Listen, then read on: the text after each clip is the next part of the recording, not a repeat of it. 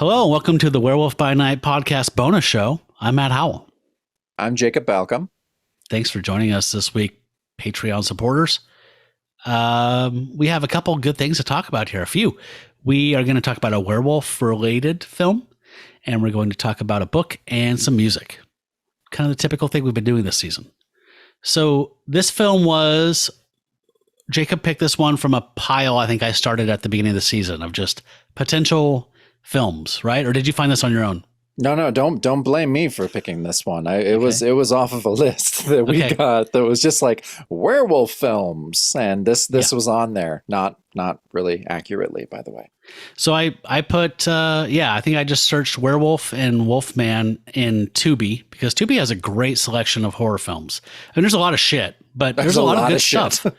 I mean, there's just a lot. Like, no, there is. Yeah. You know, the more bigger the pool is, the more good stuff you're gonna have as well. So this came up, and I was like, okay, so some weird indie romance thing with werewolf tones. All right, we'll throw it in the pile because we want to mix it up. We don't want everything to be The Howling and American Werewolf in London. No, and we've been switching between, older film from the 40s, 30s to the 60s, and newer film, and so this was from 2012. I picked it out of the pile, and wow. Okay, so hold on. Let me just start a timer. We're going to do 10 minutes per subject now. We're going to try and stick to a strict 30-ish minutes here. Okay. So let me... whoa. All these online timers are crazy. Okay, start timer now. All right. You begin because you selected this one. Oh, man. All right, this is Jack and Diane from 2012. It's directed by Bradley Rust Gray, and it stars Riley Keough and Juno Temple. Riley Keough is she's in a lot of stuff, but I think she was in Fury Road and stuff. But she's Elvis Presley's granddaughter, which is And then Juno Temple, who has been in also a bunch of stuff, but what most people know her from her awesome turn in Ted Lasso. And the most interesting thing about this film is that the brothers Quay do a lot of the stop motion kind of interstitial titles and also the quote unquote werewolf part of this movie. Wow. So this movie is about two, I think they're supposed to be teenage girls, correct? Late teens, it said in most of the materials. Late teens.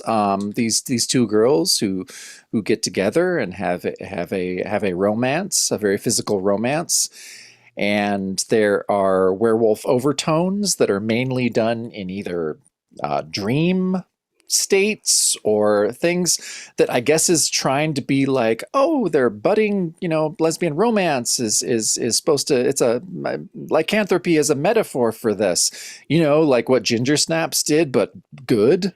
Yeah. And this film massively fails at it, in my opinion. Out of all the films that we have watched, goddamn, we've had to have watched 60 werewolf films. It can't be that much, can it? I don't know. We're almost to 80 episodes. So doesn't seem like that much. I bet we've watched 50 werewolf films. My least favorite. What did you think? So this is an hour and 45 minutes. Ugh. And I felt every minute of it. God and I damn. I kept trying to talk myself out of being mean spirited. I've been sick and I've just been kind of grumpy, and I kept trying to. I watched the first half an hour or 45 minutes and said, well, maybe I'm just not in the mood.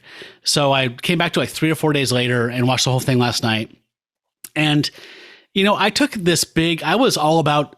I was a film student when I first started college, and I studied all this stuff, and I love classic film, as you know. I love indie stuff in the 90s, and I kind of checked out when my daughter was born around 2007. So I kind of missed that Mark Duplass, mumblecore, that kind of wave that happened.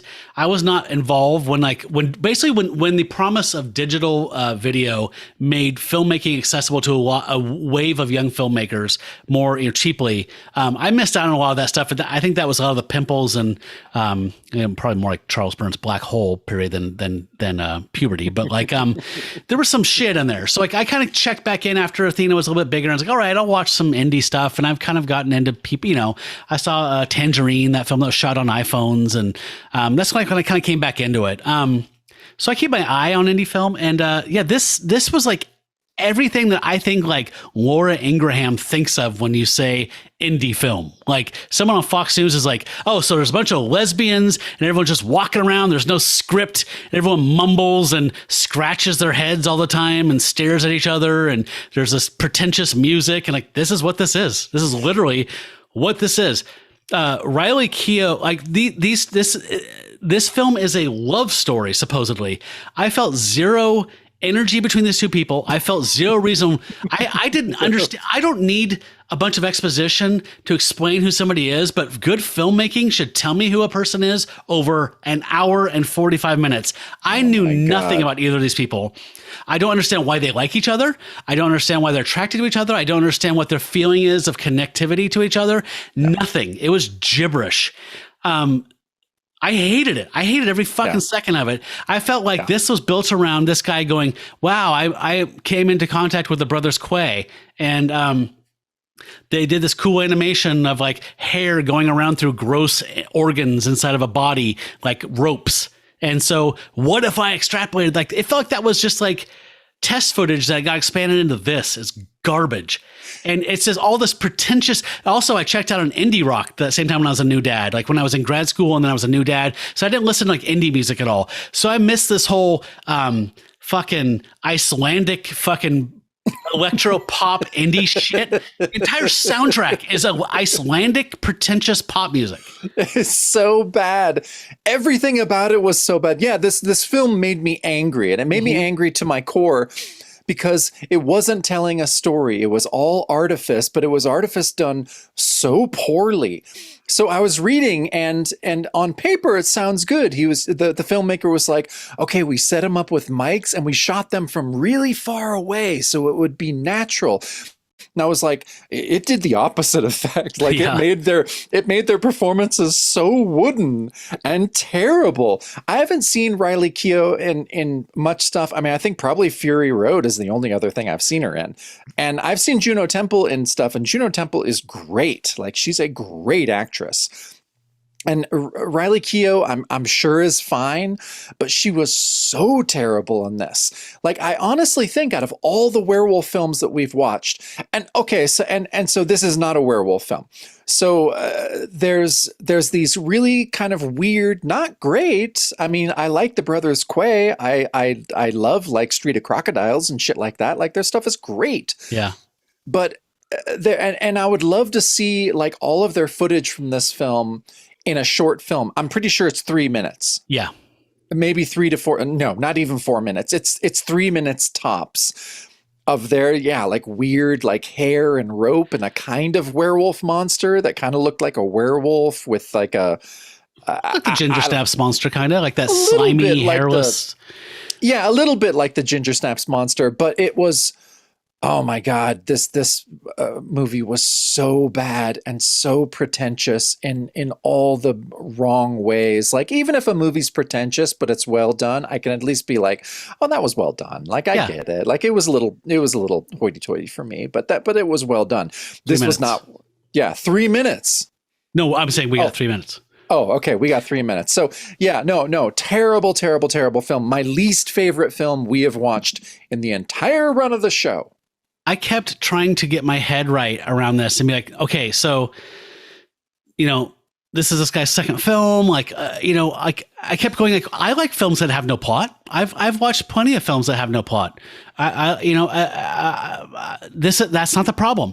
I've watched films that have characters just be, like Hal Hartley films where it's like characters are just like props that kind of create this, tableau. This is not that. Like, everything that we're like given allowance to, like, no, none of them stood up. They all fell down. No. It was just shit. Yeah, it was total shit. 3 weeks ago, we watched Valley of Shadows and loved it, and literally nothing happened in that film. And it was beautiful and meditative and great. Yeah. And this was an affront to cinema. And I realized that, especially looking back, and I'm like, okay, this is my least favorite film we've ever watched. Looking back on the 40 to 50 films that we've watched for this, I'm like, we're almost on cinema. We're almost like, this is a 5-bagger every time. Like, most of the time we really like these movies and we're nice about it. And we're like, oh, even if it wasn't great, I liked these points. No, I'm not going to be nice about this. This was fucking shit. Yeah. I even got to the point where I was like, okay, well, they're like 19. So like, I remember being 19. Like, I remember being like I hated Riley Keough's character passionately. Like, God. when she got hit by a cab in the first scene, reel, like I was like, good. I hope she dies. Yeah. And then she just had a scrape on her face. She just had scab on her face of the film, which makes no fucking sense. Like, if it had some function, I get it. But it just seemed like they were just making it up as they went along and said, oh shit, now she has to have a scratch on her face. I hated it. I hated it. Yeah, I hated it too. No. The best part, besides Juno Temple, which she's just delightful in anything. I mean, she wasn't good in this, but she was. No, she was not. She's adorable, and her accent's adorable. And the film starts, she checks the bus from DC in New York City for her sister, and she's not on it. Her twin sister. Well, don't even get me started on the fucking rape, fucking online rape. Jesus Christ! Shit. What the fuck? But the best thing was she goes into a store. She lost her cell phone. She asks the dude who's like working in the shop, like, hey, can I use your phone? And he is the guy from the Amazon Prime series Patriot. He plays the main character's younger brother who always wears tracksuits and loves the Beastie Boys. Dude, you got to watch Patriot. You would absolutely love Patriot. It's so good. Okay. Absolutely love it. It's about a hitman who has like PTSD from his job. His dad got him in the job. And so he's a folk singer, like vintage. Oh, I like that. Well, but most importantly, what the hell are we going to watch next week to wash this shit taste out of our mouth? Well, we're out of time, so you got to pick it now. All right. Well, we'll figure something out. Oh, can we do Cry of the Werewolf? Yeah, I've never seen that. So I watched it. I watched it, and I realized that I had posted about it on like my Instagram, and I'm like, did we do it for the show? And I'm like, no. I was going rogue like so early in our run. I'm like, why the fuck would I have watched that and not? Was that a really female weird werewolf? Yes, it's a female. I remember you werewolf. posting about it. I've never seen it, so let's do that. Okay, I'm not going to talk about it, but I loved it. So okay, good. Yeah, okay, we'll watch that next week. Okay, done. Okay, cool. So Jack and Diane, 2 claws down from me. I'm sure it's the same from you. The fucking worst. I wish I could say something about it that says it's worth watching for this. I have nothing. No, I want to punch the director in the fucking mouth. So do I. Okay, good. All right, let's talk about your book. Are you ready for me to start the timer? Yeah, I'm ready. When do you want me to give you a heads up that is the 3 minutes a good? 3 minutes is a good thing. I'm going to try and be really succinct about this. Okay, so starting now. Okay. So my book this week is called The Secret History of Marvel Comics. It's from 2013. It's by Blake Bell and Dr. Michael J. Vassallo. Both are really amazing comic historians. I have a bunch of books that are by both of them. And I always confuse it with the Marvel Comics The Untold Story by Sean Howe, who we've talked about many, many times with Brad and all these other things. This is not that book. That book is about the history of Marvel Comics from 1960 to modern day. This is the exact opposite. This is basically from 1930, well, it's early 30s, because it is about Martin Goodman, publisher of Marvel Comics, his first foray into publishing, where he was he published the pulps in the from the early 30s up until the 50s, and then from the 50s on, he published a lot of the men's magazines, or kind of like proto porno stuff. And yeah, it's really cool. And the story is neat because there's a lot of cross-pollination between, or pollination, I can't even remember how to say that word. But it's great because there's a lot of artists that worked on the pulps that went ahead and that were working on the comics that also worked on the pulps. You got Jack Kirby, Alex Schoenberg, Bill Everett, all these other really, really, really great guys. So the first 100 pages is kind of all about the history of the pulps, which is hilarious because it's like the fucking Wild West. Like, you think that comics publishing was shady, like pulp publishing was just shady as fuck. Like, like his first pulp, Martin Goodman, came out in like 1933. It was called Western Super Novel Magazine, and it said it had a complete $2 novel for 15 cents, brand new. It wasn't new, it was a reprint. And all those guys, so the first thing he ever published was a lie. So all these guys, all these publishers would do this, and they would actually get in trouble with the FTC. The FTC would fine them if they were like brand new, like this is all new, and it was just a reprint from something like 2 months ago. And these guys would do that all the time. They were mobbed up. It was just the shady as fuck. And it was great. And Goodman's philosophy was looking what everyone else did and seeing what was successful. And he was like, oh, Westerns are really big right now. I'm going to put out 40 Westerns right now. And so basically, but that was his MO from 1933, honestly, all the way up to 1960, where he looks at DC Comics and goes to a young Stan Lee and is like, hey, these team books are really popular. Just make a fucking team book. And then, Stan makes Fantastic Four. So Goodman is not a good guy. Yeah. He is historically really a shitty person. And so his strategy never changed. It was just look what's successful, fucking copy that, just stomp it into the ground until people are tired of it. And then, but he made a lot of money, mainly on his men's magazines like Stag, Male, Sex Health, and Sex Health is one. It's so good, and they're so funny. Joker, I have a couple copies. I mean, I have some of these because they're great. But the coolest part of this book is that the last 150 pages are all like, it's just a list of all the guys who we know as comic illustrators that did work for these pulps and these men's magazines. And so it just goes chapter by chapter. There's a big one on Kirby. There's a big one on Alex Schoenberg. There's a big one on, on Bill Everett and all these things. And all these, I mean, we know every one of these names. You're like, oh, there's Gene Colan.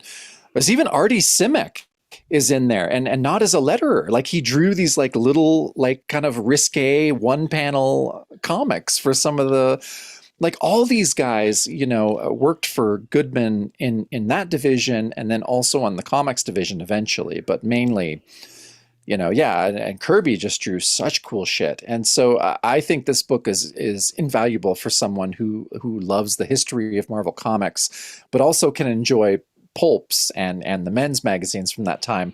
And it's a great story, and you see tons of great art in the second half of this book. Matt, I don't know why you don't have this. This is totally up your eye. It's so good. I love pulp stuff, so it's definitely tailored for me.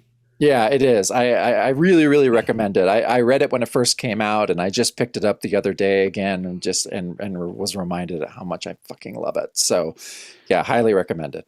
When did it come out? 2013. Okay, so it's easily found. Oh yeah, you can find it, because I don't think it was very popular, because sounds like it's a very narrow. It's a very narrow thing. It's not the sexy part of comics that most people want to. No, it's niche of a niche. And the only person that I ever heard talk about this on a podcast was Joe Keating, because he is the shit and knows his shit. And so he was just like quoting from this book liberally on one of the Marvel by the Month podcasts. And that's when I was just like, aside from that, I love all of his stuff. I was just like, Joe Keating, I dig that guy. I dig his brain. Yeah, we need to clone it, or how would you upload that in the cloud, or what do you do with that? Is that what we do now? I don't want to lose his brain. No, his brain should be backed up.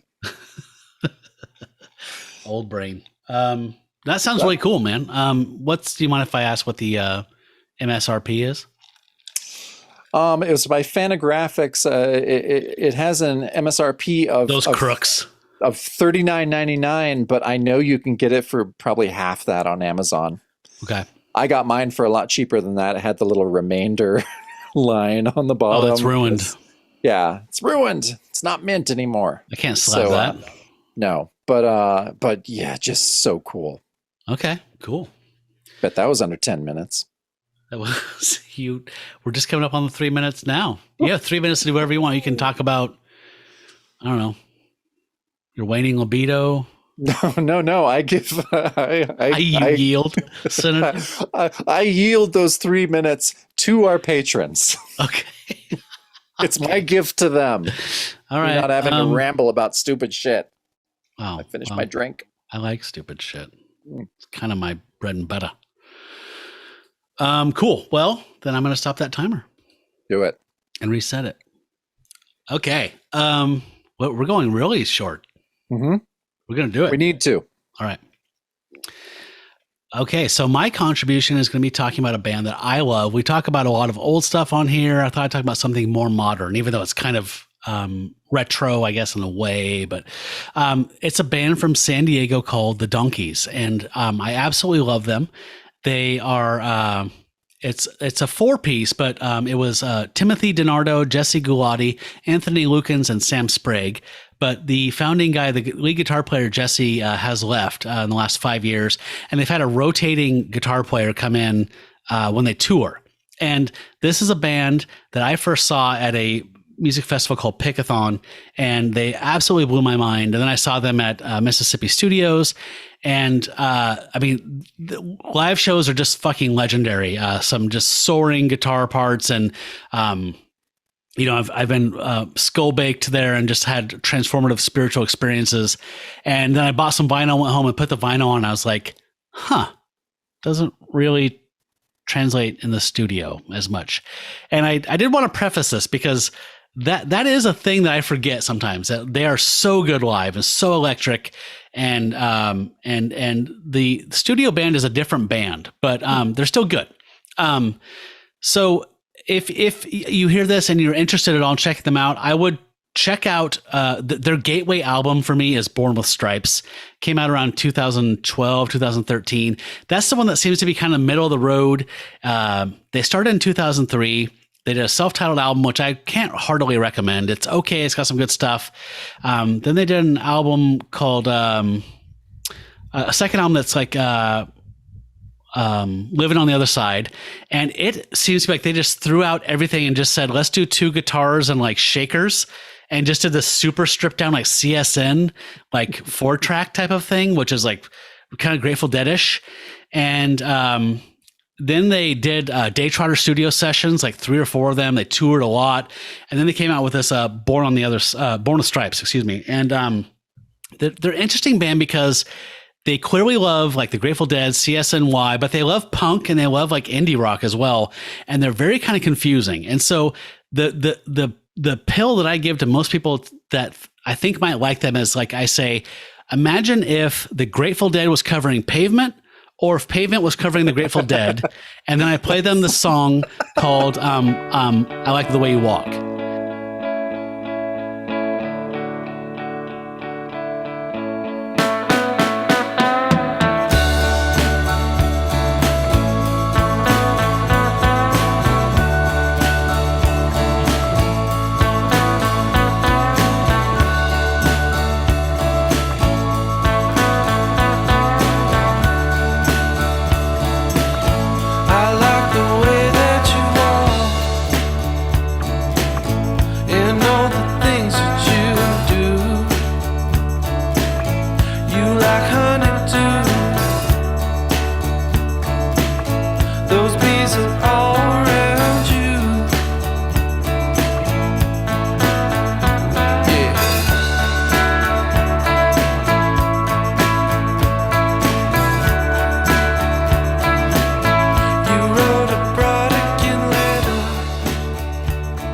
To me, that was the first song that I heard where I was just like, okay, there's something special going on here.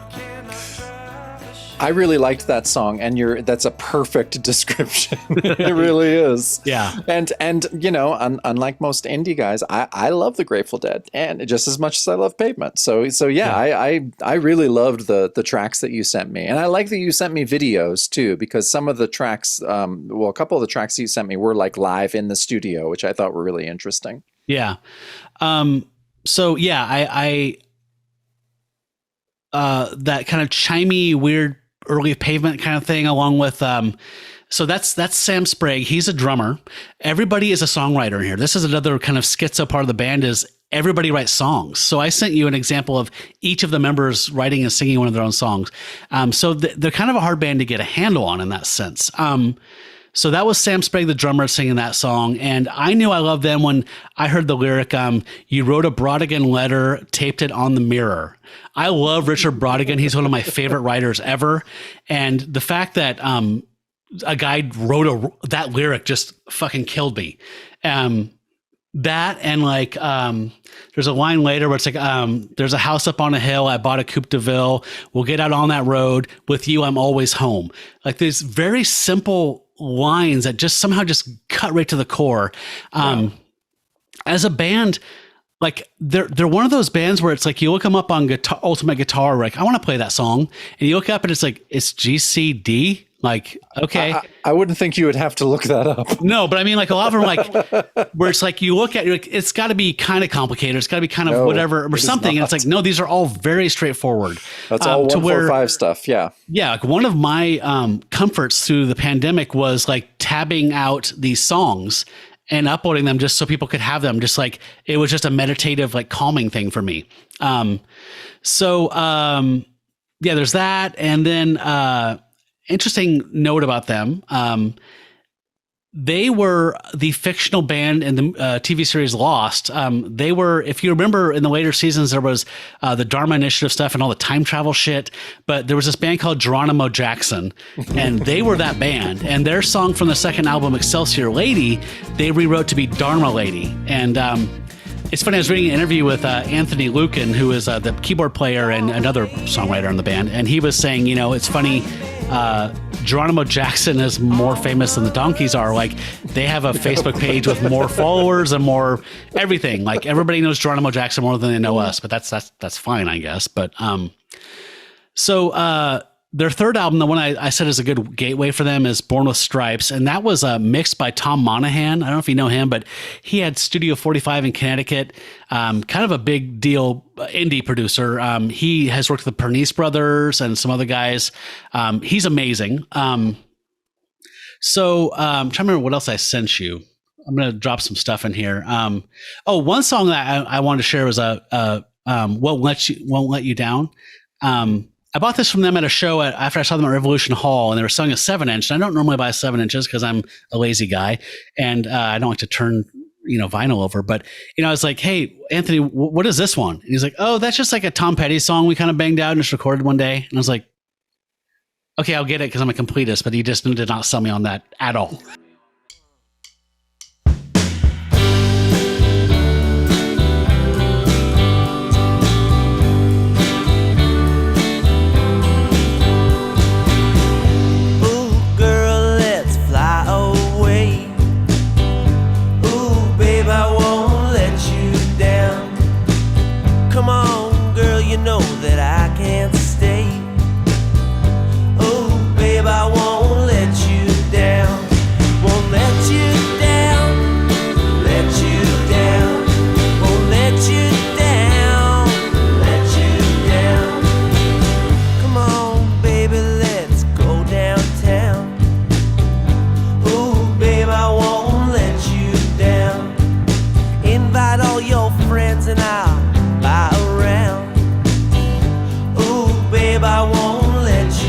And I went home and put it on, and it's absolutely gorgeous. But there's something about them where it's like they're not changing the game.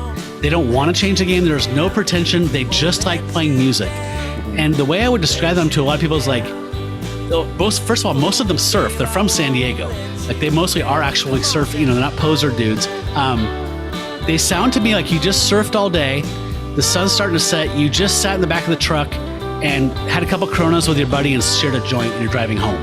That's the feeling that most of the Donkeys music has for me. Like this Definitely. super chilled, like deserty, hippie, surfy, kind of just Southern California thing. I've been praying. Oh, babe, I won't let you down. Hopefully someone hears these words I'm saying. Oh, babe, I won't let you down. Won't let you down. And I absolutely adore them. Their last album that they did was called Sun Damaged Youth, and I don't know if this is true or not because I've been fucked with by bands before.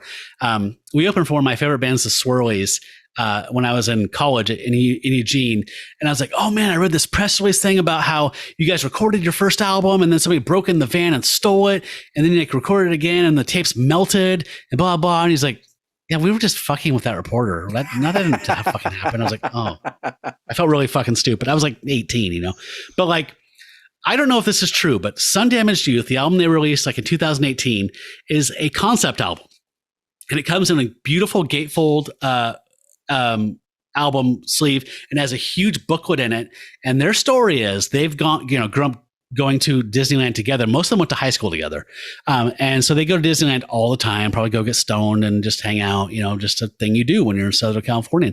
And they found this book that was a leopard printed notebook in a garbage can in line in Adventureland. And they dared Anthony to pull it out, and he pulled it out, and they opened it up, and there's a bunch of shit in there about the sun damaged youth, this apocalyptic California that's polluted and you can't live there anymore. And the overlords, the rich people sent all the people away. The people have to go away. It's this whole weird, like stoner high school notebook. And so they wrote a concept album around this. And so this album is like framed by this DJ in the future called Cherry Cheetah. And she introduces all these bands, and they made all these fake band names like the Coffin Nails and the Detectives and like all this stuff. And there's all this surf rock in it. So it's like this pirate radio station feed that all the only people that hang around in polluted California are surfers and skateboarders. And so they have to wear hazmat suits to surf and skate. And they listen to this pirated music. So it's this whole concept album about this world, this futuristic California that's too irradiated and poisonous to be in, except for these naughty kids who stay there and surf and skate in secret. I want that to be true, but that can't be true. I hope that story's true. I hope they actually found that. But once bitten, twice shy, right? Damn right. So absolutely love them. I hope they tour soon because, again, concerts to me, their concerts are life-changingly good, and you can find full sets of them playing with pretty good audio on YouTube. Was my point I was getting to as we're wrapping up here is I saw them playing, I think 2017 or 2018, like the night before New Year's Eve of 2017 or something like that. There's a full hour and 15-minute concert, and it's like someone in the second row of it's like Mississippi Studios, but it's a really good representation of them live. So please check them out live a little bit. I think you'll dig them if you've liked anything you've heard throughout this whole conversation. Cool. And that was 1 second to spare. Nicely done. Yeah. Right on. So we were good boys. Yeah, we were. We did good. Yeah. I'm proud of us. Me too. So we're going to talk about Cry of the Wolf. Cry of the Werewolf next week. From 1944. Yep. Story time from me. Do you know what studio did that? I don't. You don't know if it's a big budget or a cheapie? It's not a super cheapie. It's really pretty. Okay. But yeah, I think you'll like it. Cool. And then you're going to do story time. I'm going to do story time. What are you going to? Well, you'll have to recommend something to read then. Yeah, I think I've been meaning to talk about Zach Soto's The Secret Voice, which was something that he did with Floating World that they published. It was part of their online stuff they did for free for a while. And then this is like, I haven't actually read it all collected in print. So I think I'll read that and talk about it. Cool. Right on. Well, anything else? No, I think that's it. I think we did great. Yeah, I think we were good. Everybody, let us know. Do you prefer when we're more strict about our time, or do you like it when we ramble and go long? Let us know. I would like some feedback on this. You know, we've kind of we haven't fallen into a rut, but we have a pretty specific thing we're doing for these bonus shows. We're trying to mix it up a little bit, but yeah, let us know if this is okay for like our normal bonus show. We try to mix it up sometimes, but yeah, let us know if this is okay. I think We've it's done it going to for a need to while evolve now. anyway, but that's something we can talk about in the future. Definitely. Cool. All right. Well, let's do our famous sign off then. Okay. Yeah. From Matt and I, may your fur never bristle in the moonlight. Stay furry, friends. And that is the bonus show. Sans megaphone. I wasn't going to say anything this time. With the megaphone. That's the bonus show.